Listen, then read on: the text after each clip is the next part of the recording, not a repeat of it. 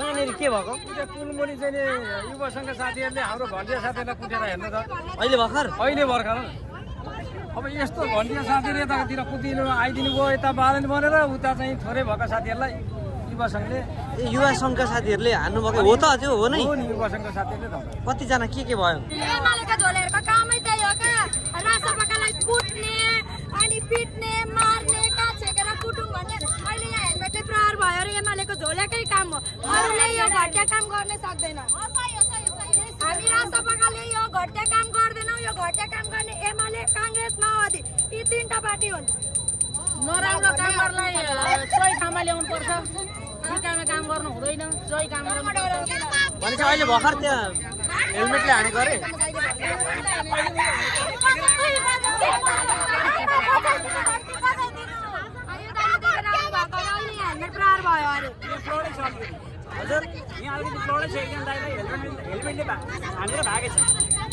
अनि यतिसम्म घटिया काम गर्छन् हेर्नु हाम्रोमा केही हुन्छ त्यस्तो हुँदैन नि त्यसै हामीले एमाले काङ्ग्रेसलाई पन्छाएका हुन्छ होइनौँ नि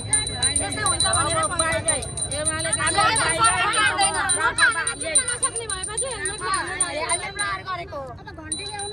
होइन र त एमाले काङ्ग्रेस बाई बाई राप्रा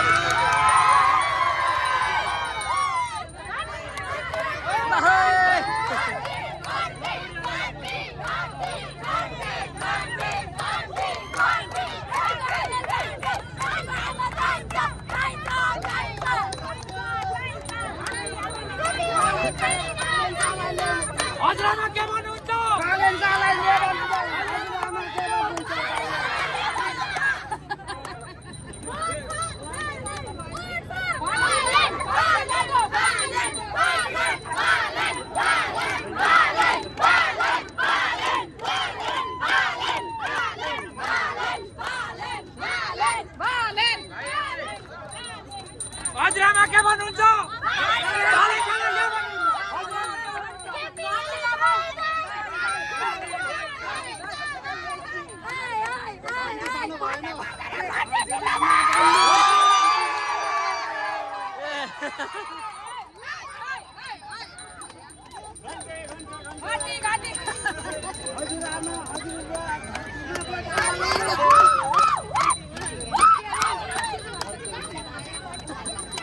दाजुभाइ दिदीबहिनी हजुरबा आजामा सबैजना मिलिकन घन्टीमा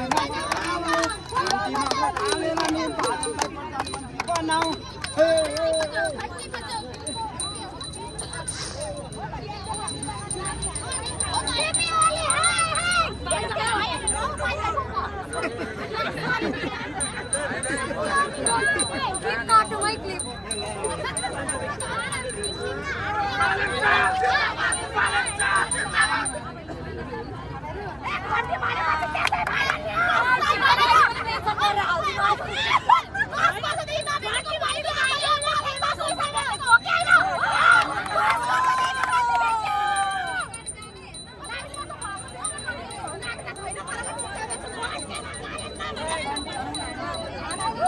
जिन्दगीको पहिलो भोट चाहिँ पनि बालिन्छ।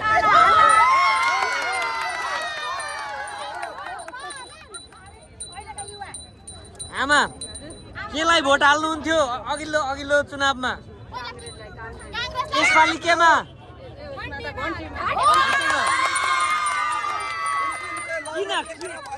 किन घन्टीमा आमा? किन घन्टीमा यसपालि?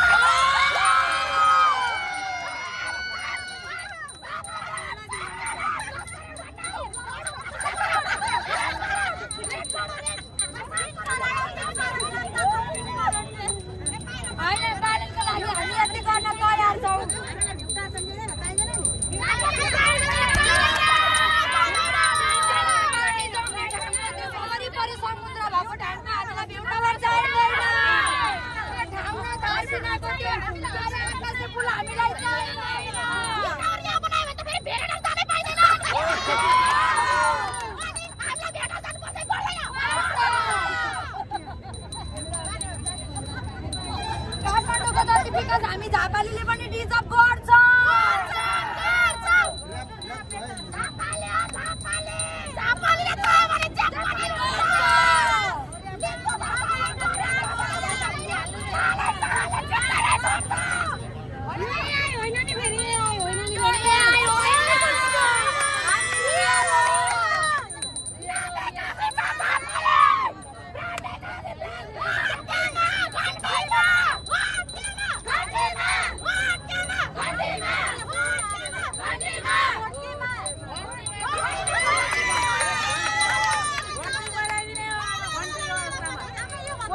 घन्टी बजाइन म काङ्ग्रेसको मान्छे हो, म घन्टी बजाइन्छु।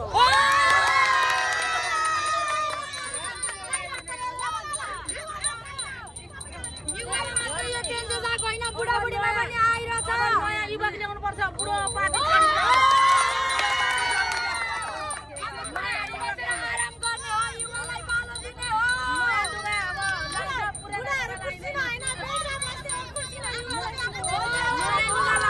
पुराना लुगा फाटे अब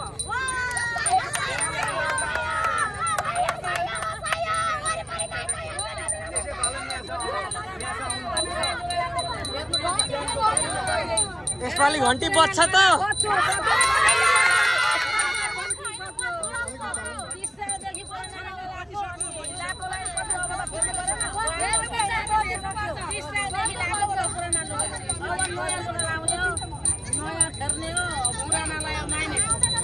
कहाँनिर के भएको? पुलमुनि चाहिँ नि युवा सङ्घ साथीहरूले हाम्रो घन्टिया साथीहरूलाई कुटेर हेर्नु त अहिले भर्खर अब यस्तो घन्टिया साथीहरू यतातिर कुदिनु आइदिनु भयो, यता बालन बनेर उता चाहिँ थोरै भएका साथीहरूलाई युवा सङ्घले युवा सङ्घका साथीहरूले हान्नु भएको हो त? त्यो हो नै? युवा सङ्घका साथीहरूले त कतिजना के भयो? अहिले त्यहाँ के भयो त्यो थाहा भएन छेउछाउ हेरियो कुटाकुटी चलिरहेको अन्त के भयो हामीलाई कुटाकुटै भयो त त्यहाँ किनभने हाम्रो यो ठुलो जमात यो त आइहाल्यो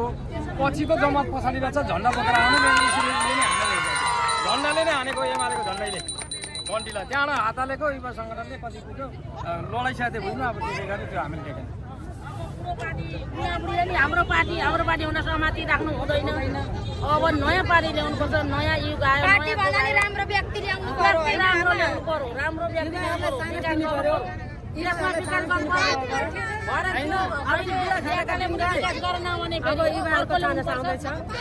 जनताको खुसी हो नि त नेताको खुसी हुन्छ र जनताको खुसी हो जनताले भोट होइन र जनताले भोट दिए अब जित्ने राम्रो काम गर्ने राम्रो मान्छे खानुपर्छ सबैजनाले बिटामी काम गर्ने होइन देशले मुख फेर्नु पर्यो क्या देशको मुख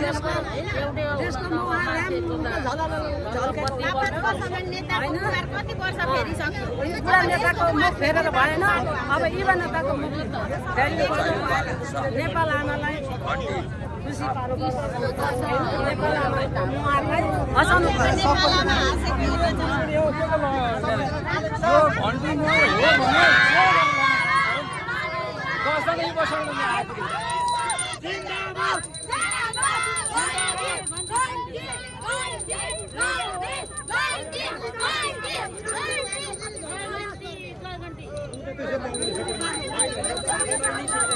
यस्तो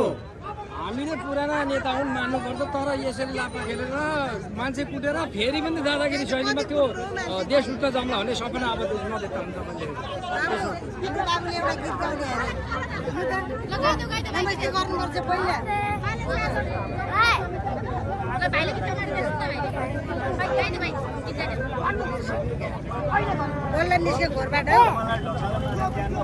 साह्रै दुःख दिएको थिएँ पोहोरबाट बल्ल बाग्लै निकाले घरबाट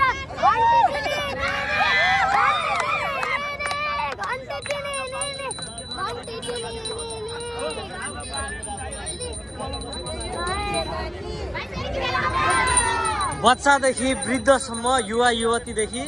सम्पूर्ण सबैजनाले चाहिँ एकदमै घन्टीमा भोट दिनुपर्छ भने युवालाई चान्स दिने कुरा गरिराख्नु भएको छ हामी जस्ताको त्यस्तै देखाइरहन्छौँ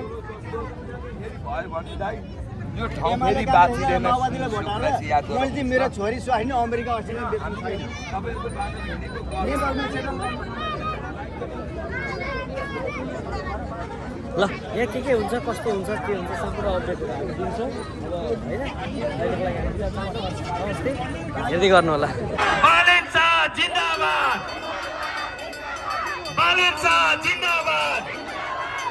थ्याङ्क यू सो मच आजको उपस्थितिको लागि उहाँले पठाएको सन्देश मैले प्रवाह गरिसके खास गरेर युवा पुस्तालाई उहाँले विशेष भेट्ने कुरा गर्नुभएको छ युवा क्लब युवा समूहहरूलाई हामी सम्पर्कमा आउनु होला उहाँहरूले पर्सनल रूपमा पनि भेटेर सम्बोधन गर्ने भन्नुभएको छ यहाँहरूको यो सम्मानको लागि धेरै धेरै धन्यवाद जय घन्टी यति भन्दै आजको यो मनोनयन कार्यक्रम यही समापन यहाँहरूको मायाले यहाँहरूको सद्भावले यो उपस्थितिले आज विशाल रूपमा भएको भन्दै समापन भएको बताउँदछौँ धन्यवाद